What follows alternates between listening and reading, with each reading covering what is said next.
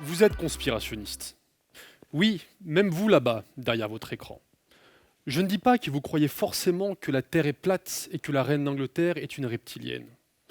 En revanche, il est probable que lorsque votre équipe de football préférée perd un match important, vous accusiez l'arbitre de corruption.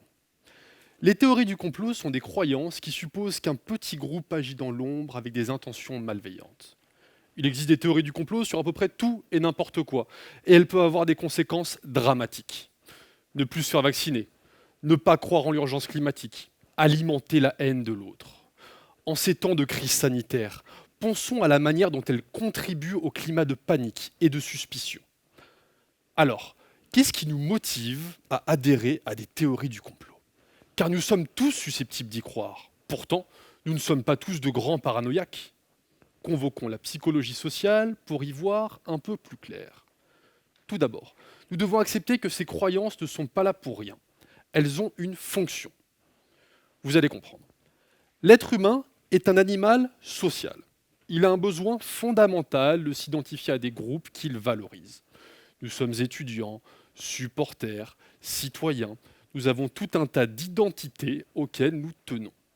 Et ces identités, si fragiles et promptes à être menacées, sont un terreau fertile pour l'adhésion aux théories du complot, qui fonctionnent alors comme des moyens de défense en tordant le cou au réel.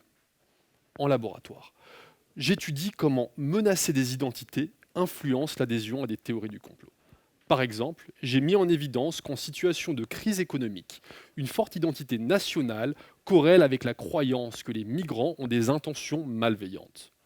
À l'inverse, se sentir connecté à l'ensemble de l'humanité conduit à rejeter les théories du complot sur les migrants. Le problème avec les études de laboratoire, c'est qu'elles fonctionnent par abstraction, en étudiant le tout petit bout de réalité qui nous intéresse et en écartant le reste.